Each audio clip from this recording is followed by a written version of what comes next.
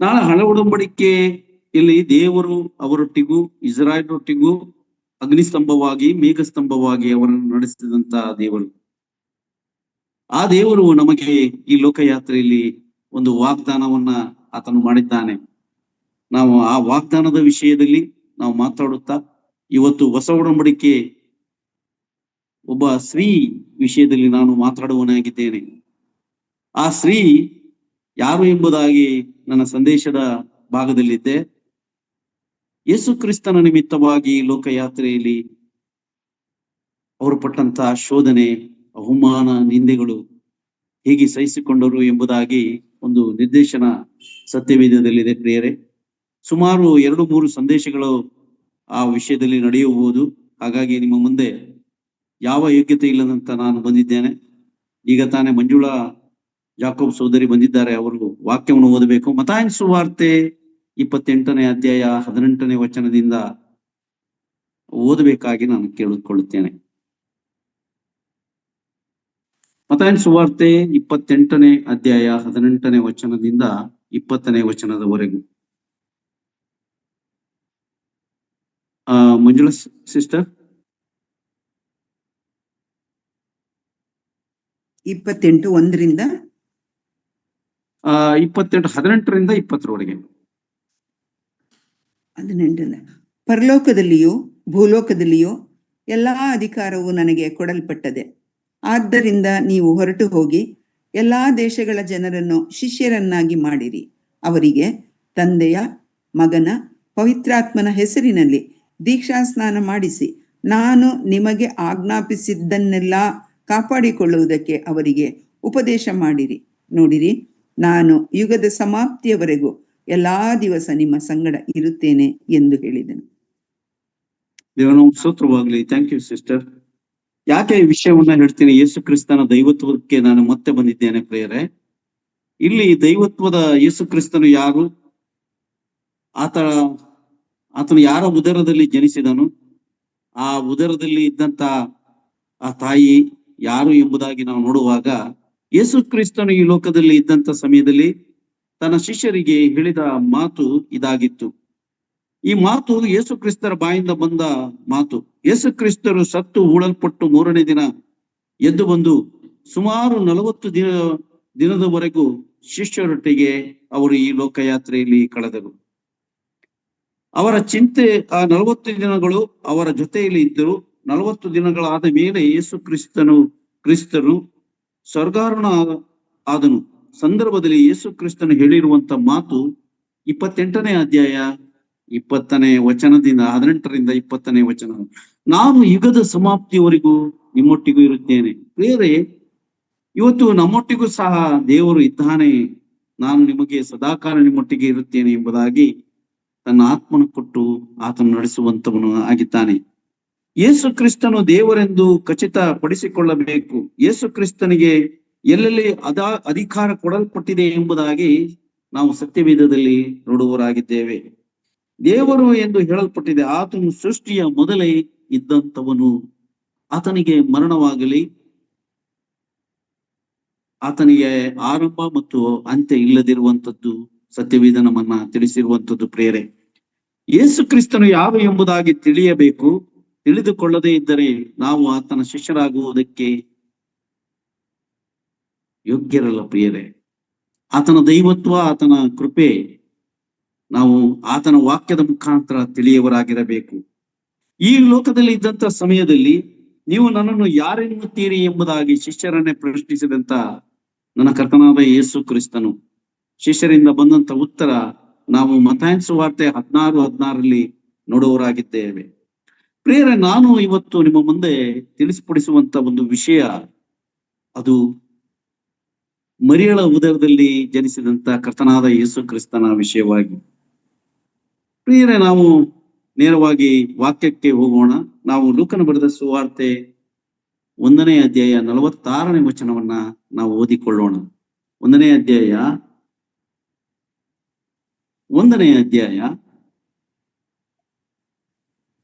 ಆಗ ಮರಿಯಳು ಹೇಳಿದ್ದೇನೆಂದರೆ, ನನ್ನ ಪ್ರಾಣವು ಕರ್ತನನ್ನು ಕೊಂಡಾಡುತ್ತದೆ, ನನ್ನ ಆತ್ಮವು ನನ್ನ ರಕ್ಷಕನಾದ ದೇವರ ವಿಷಯದಲ್ಲಿ ಉಲ್ಲಾಸಗೊಂಡದೆ. ಆತನು ತನ್ನ ದಾಸಿಯ ದೀನಸ್ಥಿತಿಯ ಮೇಲೆ ಲಕ್ಷ್ಯವಿಟ್ಟಿದ್ದಾನೆ. ಇಗೋ, ಇಂದಿನಿಂದ ತಲತಲಾಂತರದವರೆಲ್ಲ ನನ್ನನ್ನು ಧನ್ಯಳೆಂದು ಹೊಗಳುವರು. ಶಕ್ತನಾಗಿರುವ ಆತನು ನನಗೆ ದೊಡ್ಡ ಉಪಕಾರಗಳನ್ನು ಮಾಡಿದ್ದಾನೆ. ಆತನ ನಾಮವು ಪರಿಶುದ್ಧವಾದದ್ದು. ಆತನಲ್ಲಿ ಭಯ ಭಕ್ತಿಯುಳ್ಳವರ ಮೇಲೆ ಆತನ ದಯೆಯು ತಲತಲಾಂತರದವರೆಗೂ ಇರುವುದು. ಆತನು ತನ್ನ ಭುಜ ಪರಾಕ್ರಮವನ್ನು ತೋರಿಸಿ ಸೊಕ್ಕಿದ ಮನಸ್ಸುಳ್ಳವರನ್ನು ಚದರಿಸಿ ಬಿಟ್ಟಿದ್ದಾನೆ. ಸಾಕು ಸಾಕು ಸಾಕು ಸಿಸ್ಟರ್, ಥ್ಯಾಂಕ್ ಯು. ಬೇರೆ ಇಲ್ಲಿ ವಾಕ್ಯ ಸಂದೇಶವನ್ನು ನಾವು ನೋಡಿದ್ದೇವೆ. 1ನೇ ಅಧ್ಯಾಯ 46ನೇ ವಚನ, ಲೂಕನ ಬರೆದ ಸುವಾರ್ತೆ. ಲೂಕನು ವೈದ್ಯನು, ಆತನು ಜನನದ ವಿಷಯದಲ್ಲಿ ತಿಳಿಪಡಿಸುತ್ತಾನೆ.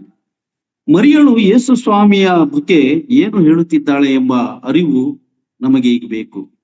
ಯಾಕಂದ್ರೆ ನನ್ನ ಆತ್ಮವು ನನ್ನ ರಕ್ಷಕನಾದ ದೇವರ ವಿಷಯದಲ್ಲಿ ಉಲ್ಲಾಸಗೊಳ್ಳುತ್ತಿದೆ ಎಂಬುದಾಗಿ ಮರಿಯಳು ಹೇಳುತ್ತಿದ್ದಾಳೆ. ಪ್ರಿಯರೇ, ಯಾಕೆ ಈ ಬ್ರದರು ಈ ರೀತಿ ನಮಗೆ ಗೊತ್ತಿರೋ ವಿಷಯವನ್ನ ಹೇಳುತ್ತಿದ್ದಾರೆ ಎಂಬುದಾಗಿ ಪ್ರಿಯರೇ ನಿಮಗೆ ಗೊತ್ತಿದೆ. ಅದಕ್ಕಾಗಿ ನಿಮಗೆ ನಾನು ದೇವರಿಗೆ ಸ್ತೋತ್ರ ಮಾಡ್ತೇನೆ.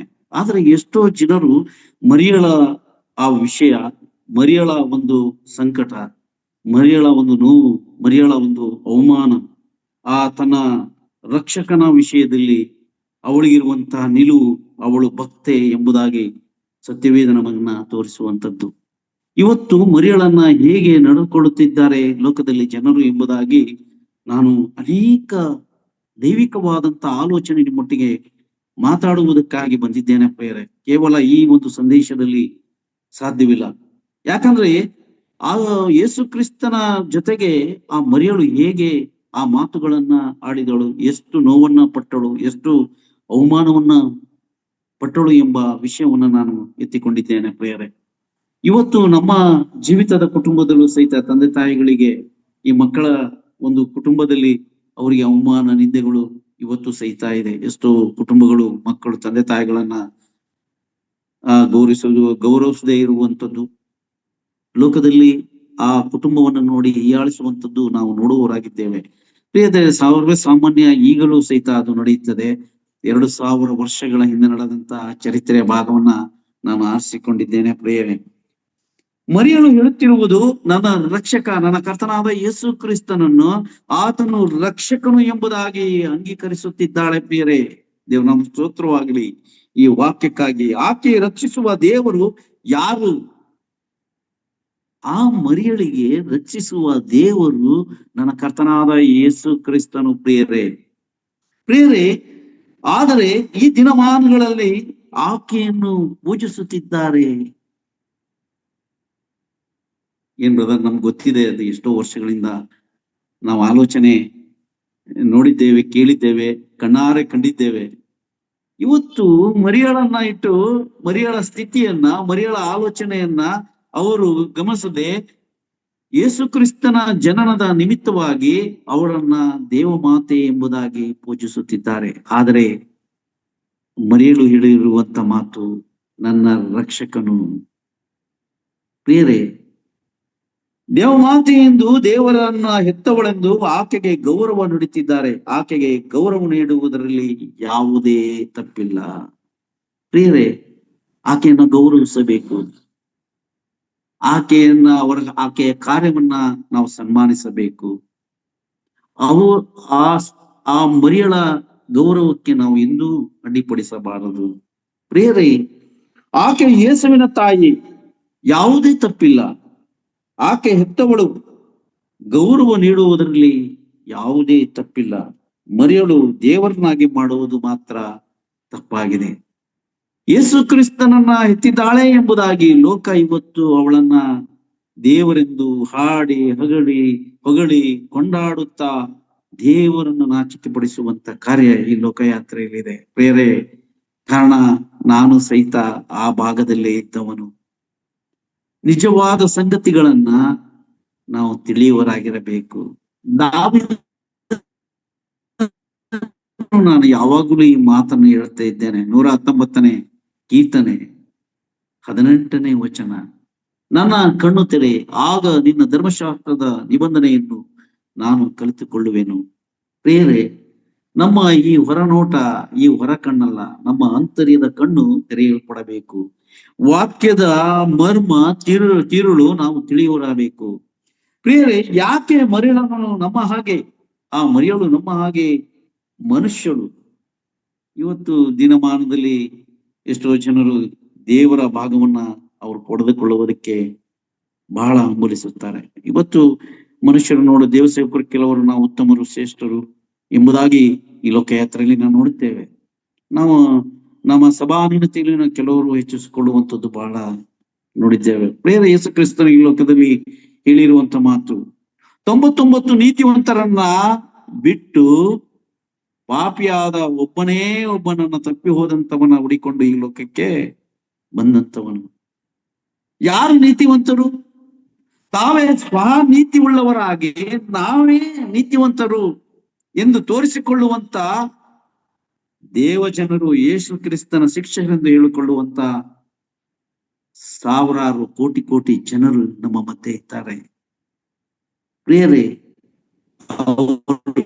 ನೀತಿವಂತರಲ್ಲ, ಸ್ವನೀತಿವಂತರು.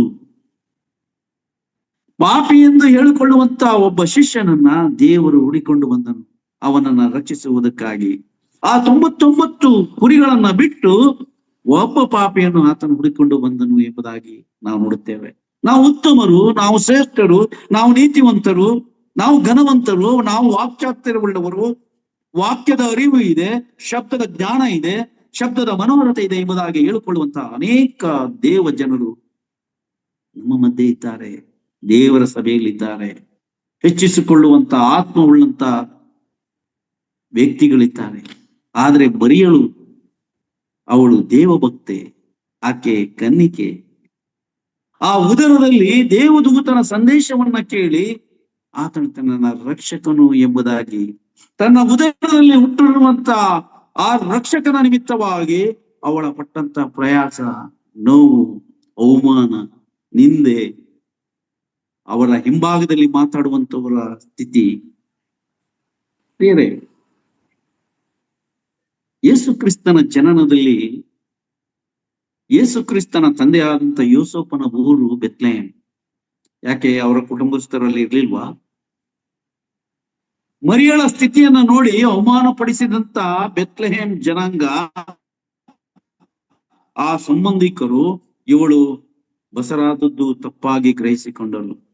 ಅವರಿಗೆ ಛತ್ರದಲ್ಲಿ ಮನೆ ಸಿಗದೆ ಹೋಯ್ತು ಎಂಬ ಕಾರಣ ಏನೆಂಬುದಾಗಿ ನೋಡುವಾಗ ಅನೈತಿಕ ಸಂಬಂಧವನ್ನು ಕಟ್ಟುವಂತ ನಡೆದ ನಿಮಿತ್ತವಾಗಿ ಯೇಸು ಕ್ರಿಸ್ತರಿಗೆ ಅಲ್ಲಿ ಸ್ಥಳ ಸಿಕ್ಕಲಿಲ್ಲ. ಪ್ರಿಯರೇ, ಗಮನಿಸಿ, ಯೋಸೇಫನು ಬೆತ್ಲೆಹೇಮ್ ಊರಿನವನು. ಆತನು ಬೆತ್ಲೆಹೇಮಿಗೆ ಬಂದಾಗ ಏನಾಯ್ತು ಎಂಬುದಾಗಿ ನಾವು ಗಮನಿಸುವಂತ ಮಾತುಗಳು ಕೇಳಿದ್ದೇವೆ, ಅಲ್ಲಿ ನೋಡಿದ್ದೇವೆ, ಆಲೋಚಿಸಿದ್ದೇವೆ, ಪ್ರಸಂಗಗಳನ್ನ ಕೇಳಿದ್ದೇವೆ. ಯಾಕೆ ಮನೆ ಕೊಟ್ಟಲಿಲ್ಲ, ಅವರಿಗೆ ಸ್ಥಳ ಸಿಕ್ಕಲಿಲ್ಲ ಎಂಬುದಾಗಿ ನೋಡುವಾಗ ಅದು ಮುಂದಿನ ಸಂದೇಶದಲ್ಲಿ ನಾನು ನಿಮ್ಮೊಟ್ಟಿಗೆ ಹಂಚಿಕೊಳ್ಳಿದ್ದೇನೆ. ಒಬ್ಬಳು ಸ್ತ್ರೀ ಹೊಸ ಒಡಂಬಡಿಕೆಯಲ್ಲಿ ಕರ್ತನಾದ ಯೇಸು ಕ್ರಿಸ್ತನನ್ನ ಜನ್ಮ ಕೊಟ್ಟದ ನಿಮಿತ್ತ ಆತಳಿಗಾದಂತ ಅವಮಾನ, ಆತಳಿಗಾದಂತ ಗೌರವ, ಆತನ ಮೇಲೆ ಕೆಟ್ಟ ಸಂಗತಿಗಳು, ಆಲೋಚನೆ, ದೃಷ್ಟಿ ಎಷ್ಟಿದ್ದವು ಎಂಬುದಾಗಿ. ಪ್ರಿಯರೇ, ಆ ಮರಿಯಳನ್ನು ನಾವು ಏನನ್ನಬೇಕು? ಸತ್ಯವೇದ ಹೇಳುತ್ತೆ, ಅವಳು ಧನ್ಯಳು. ಅವಳನ್ನು ಗೌರವಿಸುವುದು ನಮ್ಮ ಕರ್ತವ್ಯವಾಗಿದೆ. ಎಷ್ಟೋ ಜನ ಈ ಲೋಕಯಾತ್ರೆಯಲ್ಲಿ ಪ್ರಸಂಗ ಮಾಡುವರಿದ್ದಾರೆ. ಪ್ರಿಯರೇ, ಒಂದಾದರೂ ದಿನ ಮರಿಯಳ ವಿಷಯದಲ್ಲಿ, ಮರಿಯಳ ಕಾರ್ಯದ ವಿಷಯದಲ್ಲಿ, ಮರಿಯಳ ದೈವಿಕವಾದಂತ ಆಲೋಚನೆಯಲ್ಲಿ ಮಾತಾಡಿದಂತ ಯಾರಾದರೂ ಪ್ರಸಂಗಿಗಳಾಗಲಿ, ದೇವ ಪ್ರಸಂಗದವರಾಗಲಿ ಇದ್ದಾರೋ? 13 ವರ್ಷ ರಕ್ಷಣೆಯಲ್ಲಿ ನಾನು ಇದ್ದೇನೆ. ನಾನು ಅನೇಕ ಸಭೆಗಳಲ್ಲಿ ಹೋಗಿದ್ದೇನೆ, ಅನೇಕ ಪ್ರಸಂಗಗಳನ್ನು ಮಾಡಿದ್ದೇನೆ. ಮರಿಯಳ ವಿಷಯದಲ್ಲಿ ಯಾವ ಪ್ರಸಂಗವು ನಾನು ಕೇಳಲು ಬಹಳ ವಿರಳ.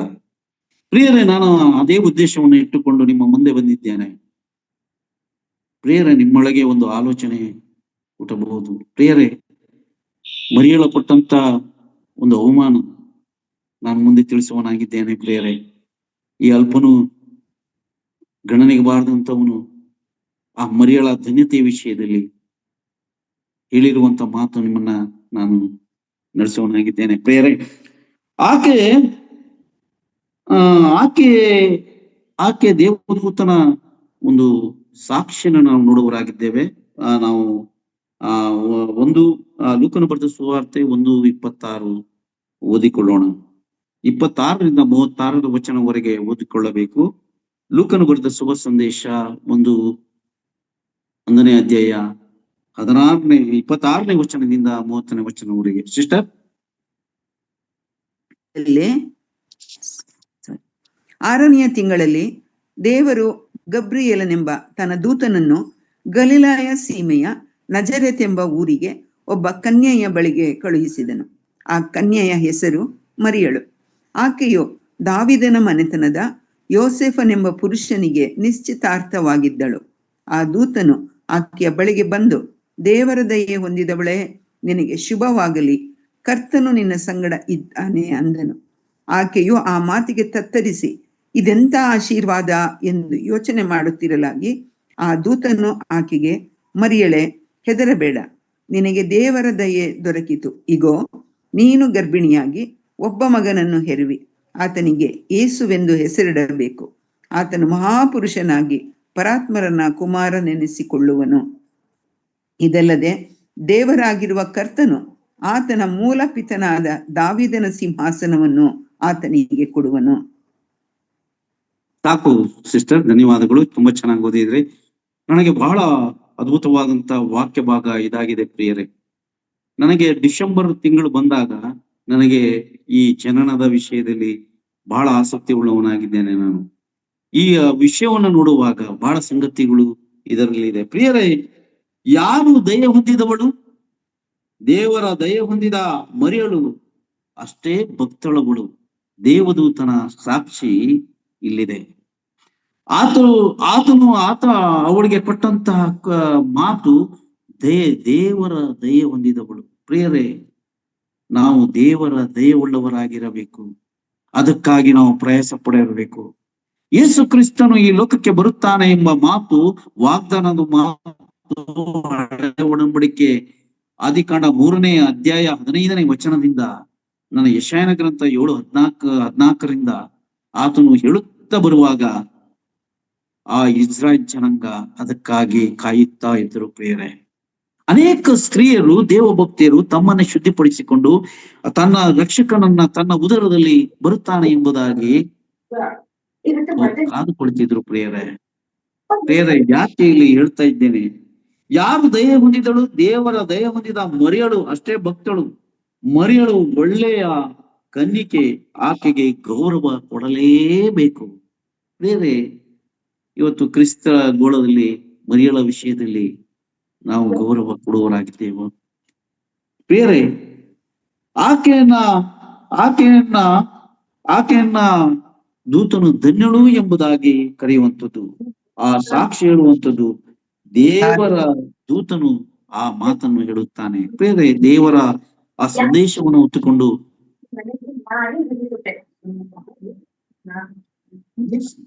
ಸಿಸ್ಟರ್ ಮೀಟ್ ಮಾಡಿ, ಮಂಜುಳಾ ಸಿಸ್ಟರ್ ಮೀಟ್ ಮಾಡಿ. ಸರಿ, ಓಕೆ, ಥ್ಯಾಂಕ್ ಯು. ಕೆಲವರು ಮರಿಯಳ ಬಗ್ಗೆ ಕೆಟ್ಟದಾಗಿ ಮಾತುಗಳನ್ನು ಹೇಳುತ್ತಾರೆ. ಮಾತನ್ನು ಹೇಳುವಂತವರಿದ್ದಾರೆ. ಅವಲಕ್ಷಣವಾಗಿ ಮಾತಾಡುವುದು ತಪ್ಪು.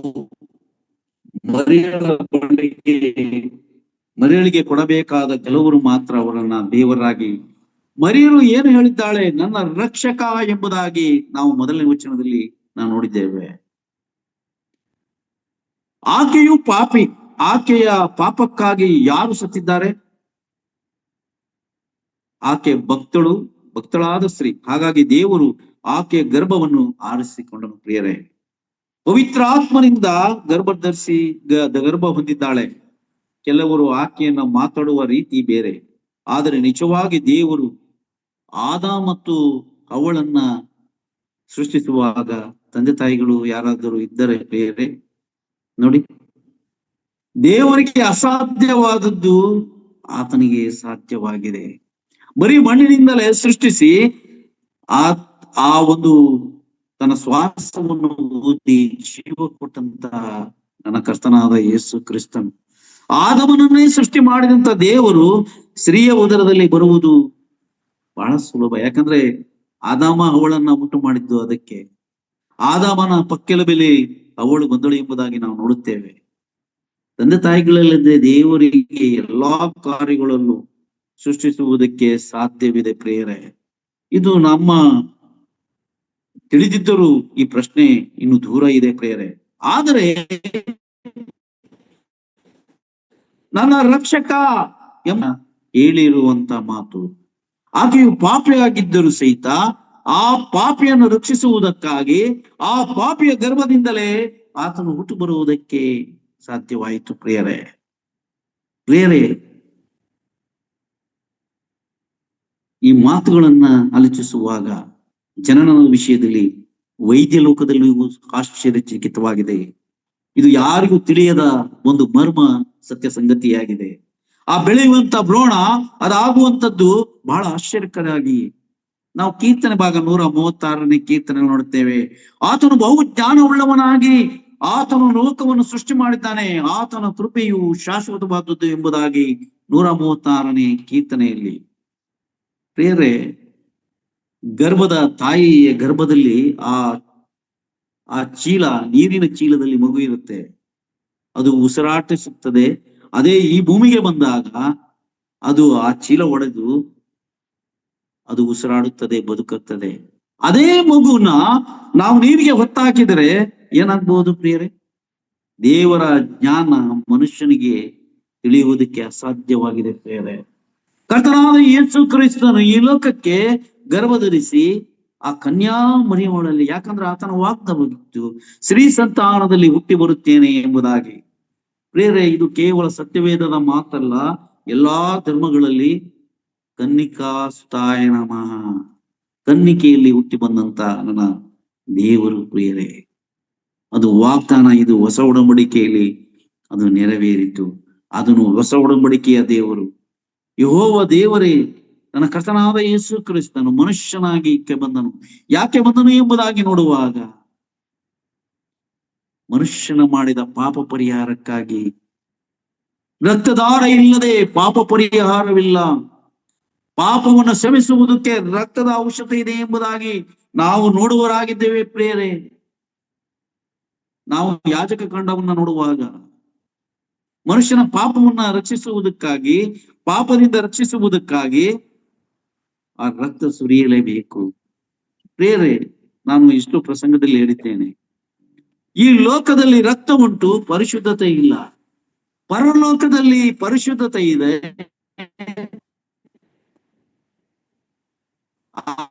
ಆದರೆ ರಕ್ತವಿಲ್ಲ. ದೇವರು ಈ ಲೋಕಕ್ಕೆ ಬರುವ ಆಲೋಚನೆ ಇರುವುದರಿಂದ ಆತನು ಮನುಷ್ಯನನ್ನ ಉಂಟು ಮಾಡಿದನು. ಆತನು ಸಹಿತ ಮನುಷ್ಯನಾಗಿದ್ದಾನೆ. ರಕ್ತವು ಜೀವವಾಗಿದೆ ಪ್ರಿಯರೇ. ನಾವು ಇಬ್ರಿಯ ಗ್ರಂಥಕರ್ತನು ಮಾತಾಡುತ್ತಾನೆ 10ನೇ ಅಧ್ಯಾಯ 10ನೇ ವಚನದಲ್ಲಿ, ಒಂದೇ ಸಾರಿ ತನ್ನ ದೇಹವನ್ನ ಆತನು ಸಮರ್ಪಣೆ ಮಾಡಿದನು ಎಂಬುದಾಗಿ 10:10ರಲ್ಲಿ ಹೇಳ್ತಾನೆ. ಆ ಪಾಪದ ಯಜ್ಞಕ್ಕಾಗಿ ಆತನು ಬರಬೇಕಾಗಿತ್ತು. ಹಾಗಾಗಿ ತನ್ನ ಉದರವನ್ನ ಆತನು ಪಡೆದುಕೊಳ್ಳಬೇಕಾಗಿತ್ತು. ಇದು ದೈವಿಕ ಆಲೋಚನೆ, ಮನುಷ್ಯನ ಆಲೋಚನೆ ಬೇರೆ ಇದೆ ಪ್ರಿಯರೇ. ಹಾಗಾಗಿ ಈ ಲೋಕ ಮರಿಯಳನ್ನ ದೇವರನ್ನಾಗಿ ವಿಗ್ರಹಗಳಲ್ಲಿ ಅವರನ್ನು ನೋಡಿ ಆನಂದಿಸುವಂತ ಎಷ್ಟೋ ವ್ಯಕ್ತಿಗಳು ಲೋಕದಲ್ಲಿ ಕೋಟ್ಯಾನುಕೋಟಿ ಜನರಿದ್ದಾರೆ. ಮರಿಯಳೇ ಹೇಳಿರುವಂಥದ್ದು ನನ್ನ ರಕ್ಷಕನು ಎಂಬುದಾಗಿ. ಅವಳು ಅಂಗೀಕಾರ ಮಾಡಿಕೊಂಡಂತ ಮಾತು, ಆಕೆಯ ಗರ್ಭವನ್ನು ಆರಿಸಿಕೊಂಡು ಪವಿತ್ರ ಆತ್ಮನಿಂದ ಗರ್ಭವನ್ನು ಹೊಂದಿದ್ದಾಳೆ. ಕೆಲವರು ಆಕೆಯ ಮಾತಾಡುವ ರೀತಿ ಬೇರೆ, ಆದರೆ ನಿಜವಾಗಿ ದೇವರು ಆದಾಮ ಹವ್ವಳನ್ನ ಸೃಷ್ಟಿ ಮಾಡಿದ ದೇವರು ಹೇಗೆ ಸೃಷ್ಟಿ ಮಾಡಿದು? ಮಣ್ಣಿನಿಂದ ಸೃಷ್ಟಿ ಮಾಡಿದರು. ಯಾರಿಂದಲೂ ಗಂಡು ಹೆಣ್ಣನ್ನು ಉಪಯೋಗಿಸಿಕೊಂಡಿಲ್ಲ ಪ್ರಿಯರೇ. ದೇವರು ಇಲ್ಲದೇ ಇಲ್ಲದ್ದರಿಂದ ಎಲ್ಲವನ್ನು ಉಂಟು ಮಾಡುವುದಕ್ಕೆ ದೇವರಿಗೆ ಸಾಧ್ಯವಿದೆ ಪ್ರಿಯರೇ. ಮರಿಯಳ ಮಾತನ್ನು ನಾವು ಕೇಳಬೇಕು.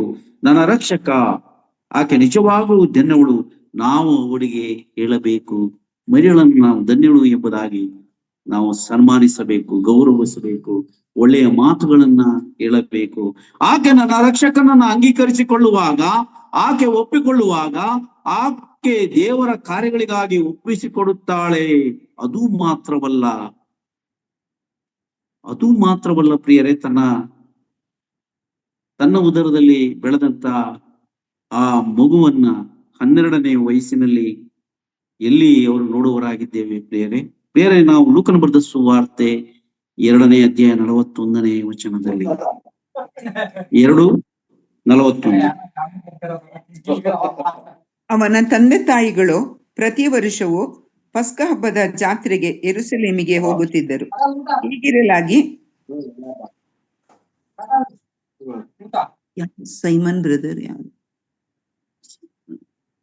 ಹೀಗಿರಲಾಗಿ ಆತನು 12 ವರ್ಷದವನಾದಾಗ ಅವರು ಹಬ್ಬದ ಪದ್ಧತಿಯ ಪ್ರಕಾರ ಅಲ್ಲಿಗೆ ಹೋದರು. ಹಬ್ಬದ ದಿವಸಗಳನ್ನು ತೀರಿಸಿಕೊಂಡು ಹಿಂತಿರುಗಿ ಬರುವಾಗ ಬಾಲಕನಾದ ಯೇಸು ಯೆರೂಸಲೇಮಿನಲ್ಲಿಯೇ ಉಳುಕೊಂಡನು. ಅವನ ತಂದೆ ತಾಯಿಗಳು ಅದನ್ನು ತಿಳಿಯದೆ ಆತನು ಯಾತ್ರೆಯವರ ಗುಂಪಿನಲ್ಲಿ ಸೇರಿರುವನು ಎಂದು ಭಾವಿಸಿ 1 ದಿನದ ಪ್ರಯಾಣ ನಡೆದು ಬಂಧು ಬಾಂಧವರಲ್ಲಿಯೂ ಪರಿಚಿತಿಯವರಲ್ಲಿಯೂ ಆತನನ್ನು ಹುಡುಕಿ ಕಾಣದೆ ತಿರುಗಿ ಯೆರೂಸಲೇಮಿಗೆ ಹುಡುಕೊಂಡು ಹೋದರು. 3 ದಿನದ ಮೇಲೆ ಆತನನ್ನು ದೇವಾಲಯದಲ್ಲಿ ಕಂಡರು. ಆತನು ಬೋಧಕರ ನಡುವೆ ಕುಳಿತುಕೊಂಡು ಅವರ ಉಪದೇಶವನ್ನು ಕೇಳುತ್ತಾ ಪ್ರಶ್ನೆ ಮಾಡುತ್ತಾ ಇದ್ದನು. ಆತನು ಆಡಿದ ಮಾತುಗಳನ್ನು ಆತನು ಆಡಿದ ಮಾತುಗಳನ್ನು ಕೇಳಿದವರೆಲ್ಲರೂ ಆತನ ಬುದ್ಧಿಗೂ ಉತ್ತರಗಳಿಗೂ ಆಶ್ಚರ್ಯಪಟ್ಟರು. ತಂದೆ ತಾಯಿಗಳು ಆತನನ್ನು ಕಂಡು ಬೆರಗಾದರು. ಮತ್ತು ಆತನ ತಾಯಿಯು, ಕಂದ, ನೀನು ನಮಗೆ ಯಾಕೆ ಹೀಗೆ ಮಾಡಿದಿ? ನಿನ್ನ ತಂದೆಯೂ ನಾನು ಎಷ್ಟೋ ತಳಮಳಗೊಂಡು ನಿನ್ನನ್ನು ಹುಡುಕಿ ಬಂದೆವಲ್ಲ ಎಂದು ಹೇಳಲು, ಆತನು ಅವರಿಗೆ, ನೀವು ನನ್ನನ್ನು ಹುಡುಕಿದ್ದೇನು? ನಾನು ನನ್ನ ತಂದೆಯ ಮನೆಯಲ್ಲಿ ಇರಬೇಕಾದದ್ದು ನಿಮಗೆ ತಿಳಿಯಲಿಲ್ಲವೇ ಎಂದು ಉತ್ತರ ಕೊಟ್ಟನು.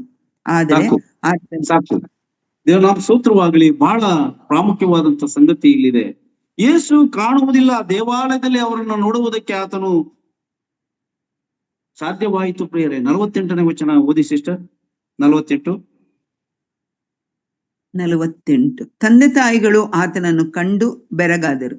ಮತ್ತು ಆತನ ತಾಯಿಯು, ಕಂದ, ನೀನು ಯಾಕೆ ನಮಗೆ ಹೀಗೆ ಮಾಡಿದಿ? ನಿನ್ನ ತಂದೆಯೂ ನಾನು ಎಷ್ಟೋ ತಳಮಳಗೊಂಡು ನಿನ್ನನ್ನು ಹುಡುಕಿ ಬಂದೆವಲ್ಲ ಎಂದು ಹೇಳಲು, ಸಾಕು ಸಿಸ್ಟರ್. ಯೇಸು ಹೇಳಿರುವಂತ ಮಾತು ನನ್ನ ತಂದೆಯ ಮನೆಯಲ್ಲಿ ಎಂಬುದಾಗಿ. ಬೇರೆ ಈ ಲೋಕಯಾತ್ರೆಯಲ್ಲಿ ಆತನ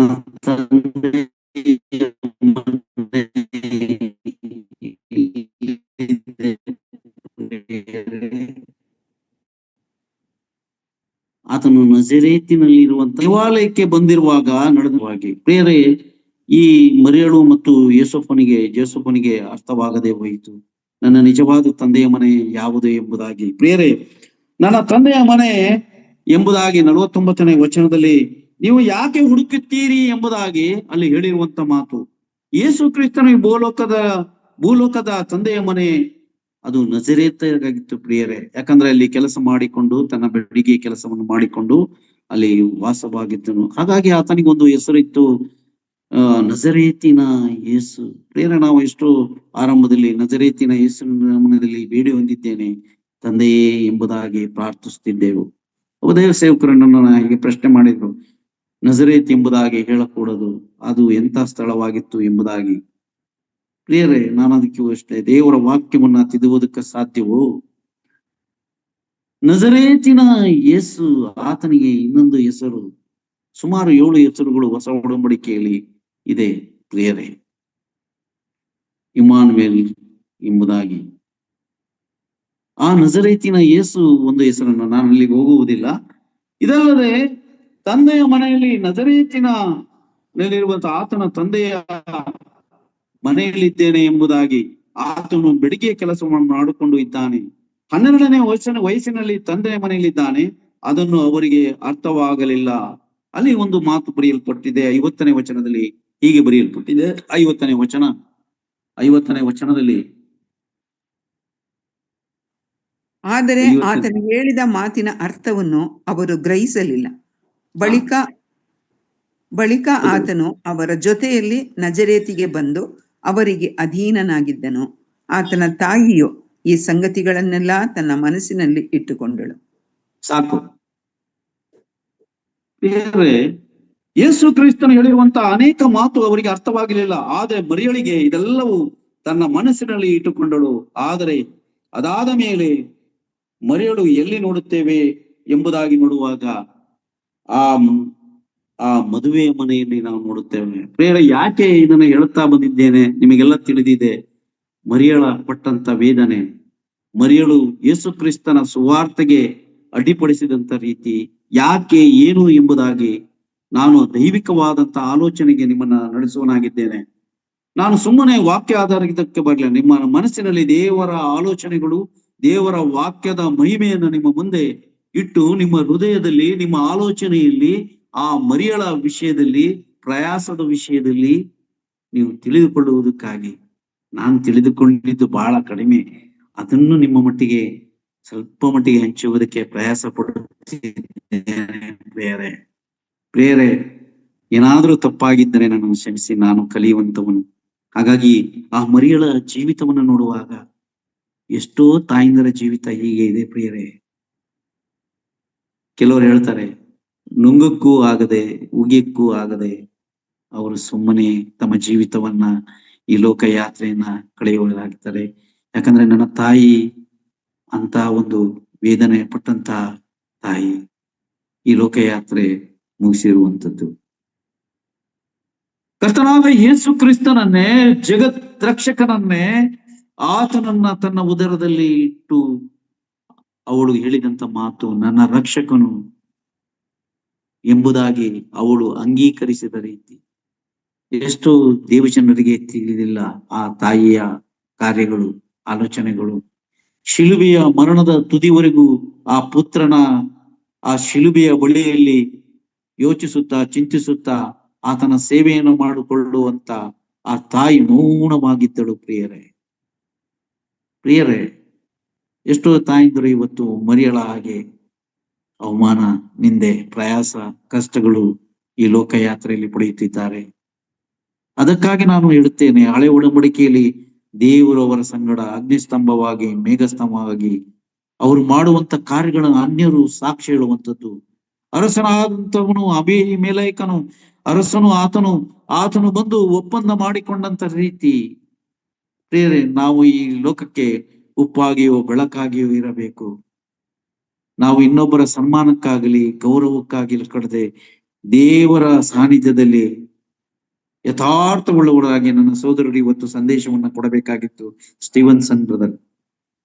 ಪ್ರಿಯರೇ, ನನ್ನ ಆತ್ಮೀಯ ಸೋದರರು ಇವತ್ತು ಎಷ್ಟೋ ದೂರದಲ್ಲಿದ್ದಾರೆ. ಮಳವಳ್ಳಿಗೂ ಇಲ್ಲಿಗೂ ಸುಮಾರು 400-500 ಕಿಲೋಮೀಟರ್ ದೂರದಲ್ಲಿದ್ದಾರೆ. ನನ್ನ ವಿಷಯವಾಗಿ, ನನ್ನ ಆತ್ಮಿಕ ವಿಷಯದಲ್ಲಿ ಅವರು ನಮ್ಮನ್ನು ಉತ್ತೇಜಿಸುತ್ತಾರೆ. ಪ್ರಿಯರೇ, ಆ ಕುಟುಂಬಕ್ಕಾಗಿ ನಾನು ದೇವರಿಗೆ ಸ್ತೋತ್ರ ಮಾಡುತ್ತೇನೆ.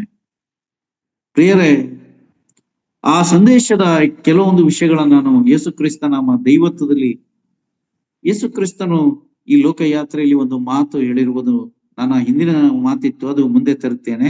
ಮತ್ತಾಯನ ಬರೆದ ಸುವಾರ್ತೆ 5ನೇ ಅಧ್ಯಾಯ 10 ಮತ್ತು 11ನೇ ವಚನವನ್ನ ನಾವು ಓದಿಕೊಳ್ಳೋಣ. ಪ್ರಿಯರೇ, ಮತ್ತಾಯನ ಬರೆದ ಸುವಾರ್ತೆ 5ನೇ ಅಧ್ಯಾಯ, ಆ ಬೆಟ್ಟದ ಪ್ರಸಂಗದಲ್ಲಿ 10 ಮತ್ತು 11. ನೀತಿಯ ನಿಮಿತ್ತವಾಗಿ ಹಿಂಸೆಯನ್ನು ತಾಳಿಕೊಳ್ಳುವವರು ಧನ್ಯರು, ಪರಲೋಕ ರಾಜ್ಯವು ಅವರದು. ನನ್ನ ನಿಮಿತ್ತವಾಗಿ ಜನರು ನಿಮ್ಮನ್ನು ನಿಂದಿಸಿ, ಹಿಂಸೆಪಡಿಸಿ, ನಿಮ್ಮ ಮೇಲೆ ಕೆಟ್ಟ ಕೆಟ್ಟ ಮಾತುಗಳನ್ನು ಸುಳ್ಳಾಗಿ ಹೊರಿಸಿದರೆ ನೀವು ಧನ್ಯರು. ಥ್ಯಾಂಕ್ ಯು ಸಿಸ್ಟರ್, ಬಹಳ ಸೊಬಸಾಗಿ ನೀವು ಓದಿದ್ರಿ. ನಿಮ್ಮ ಧ್ವನಿಯನ್ನ ಕೇಳಿದಾಗ ನನಗೆ ನೀವು ಪ್ರಾಯಸ್ಥರು ಎಂಬುದಾಗಿ ನನಗೆ ಅರ್ಥ ಆಗ್ತದೆ. ನೀವು ಹೇಗಿದ್ದೀರೋ ನಾನು ನಿಮ್ಮನ್ನ ಗಮನಿಸ್ಲಿಲ್ಲ. ನೀವು ಅರ್ಧ ಗಂಟೆ ವಾಕ್ಯ ಸಂದೇಶಕ್ಕಾಗಿ ಪಡುವಂತ ಪ್ರಯಾಸವು ಅದು ಯೇಸು ಕ್ರಿಸ್ತನ ಸೇವೆ. ನೀವು ಧನ್ಯರು. ಪ್ರಿಯರೇ, ನೀವು ಹೇಳಿರುವಂತ ಮಾತು ನನ್ನ ನಿಮಿತ್ತವಾಗಿ ನಿಮಗೆ ಸಂಕಟಗಳು, ಅವಮಾನಗಳು ಲೋಕದಲ್ಲಿ ಇದೆ. ಪ್ರಿಯರೇ, ಅದು ಯಾಕೆ ಇಲ್ಲಿ ಹೇಳಿರುವಂತ ಮಾತು? ಆ ಮರಿಯಳು ಧನ್ಯತೆಯನ್ನು ಹೊಂದಿದಂತ ಮರಿಯಳ ಜೀವಿತದಲ್ಲೂ ಸಹಿತ ಅದು ಒದಗಿ ಬಂತು. ಪ್ರಿಯರೇ, ಯೇಸು ಕ್ರಿಸ್ತನನ್ನ ಹೊತ್ತುಕೊಂಡು ಈ ಲೋಕಕ್ಕೆ 9 ತಿಂಗಳು ಹೊತ್ತು ಬೆಳೆಸಿ ಅವಳ ಪಟ್ಟಂತ ಅವಮಾನ ನಿಂದೆಗಳು ನಮ್ಮ ಸಂದೇಶದಲ್ಲಿದೆಯಾ? ಗಮನಿಸಿ ದೇವಸೇವಕರೇ, ನಾವೇ ನೀತಿವಂತರು, ನಾವೇ ಶ್ರೇಷ್ಠರು, ನಾವು ದೊಡ್ಡ ಸೇವಕರು, ನಮಗೆ ಇಂಥ ಕೊಠಡಿಗಳೇ ಬೇಕು, AC ರೂಮೇ ಬೇಕು, AC ಟ್ರಾವೆಲಿಂಗೇ ಬೇಕು, ನಮಗೆ 5,000 ಬೇಕು, 10,000 ಬೇಕು ಎಂದು ಹೇಳುವಂತ ಅನೇಕ ಸೇವಕರು ದೇವರ ರಾಜ್ಯಕ್ಕಾಗಿ ನೀತಿಗಾಗಿ ಪ್ರಯಾಸ ಪಡುವಂತ ಒಬ್ಬರಾದರೂ ಕಾಣುವುದಕ್ಕೆ ಬಹಳ ಕಷ್ಟ ಪ್ರಿಯರೇ. ರೋಮಪತ್ರಿಕೆ 3ನೇ ಅಧ್ಯಾಯ 11ನೇ ವಚನದಲ್ಲಿ ನೀತಿವಂತನು ಒಬ್ಬನೂ ಇಲ್ಲ, ದೇವರನ್ನು ಹುಡುಕುವನು ಇಲ್ಲವೇ ಇಲ್ಲ. ನನ್ನ ಮಾತಲ್ಲ ಪ್ರಿಯರೇ, ನನ್ನ ಮಾತಲ್ಲ. ಕರ್ತನಾದ ಯೇಸು ಕ್ರಿಸ್ತನು ಯಾಕೆ ಹೇಳಿದ್ದಾನೆ ಎಂಬುದಾಗಿ ನೋಡುವಾಗ, ಸೇವೆ ಮಾಡುವಂತವರು, ಶಿಷ್ಯರಾಗುವುದಕ್ಕೆ ಅರ್ಹತೆ ಹೊಂದಿದಂಥವರು, ಸೇವೆ ಭಾಗ್ಯವನ್ನ ಹೊತ್ತುಕೊಂಡಂತವರು, ಸ್ಥಾನಮಾನಗಳಿಗೋಸ್ಕರ ಸೇವೆ ಮಾಡುವಂತವರು, ಮರಿಯಳ ಅವಮಾನ ನಾವು ಮುಂದೆ ನೋಡುವವರಾಗಿದ್ದೇವೆ. ಮುಂದೆ ಅವಳು ಆ ದೈವಿಕ ಆಲೋಚನೆ ಅವಳ ಬಾಯಿಂದಲೇ ಬಂದಂತ ಅನೇಕ ಸಂಗತಿಗಳಿದೆ. ಪ್ರೇರೆ, ನನ್ನ ವಿಷಯವನ್ನ ಇಲ್ಲಿಗೆ ನಿಲ್ಲಿಸ್ತೇನೆ.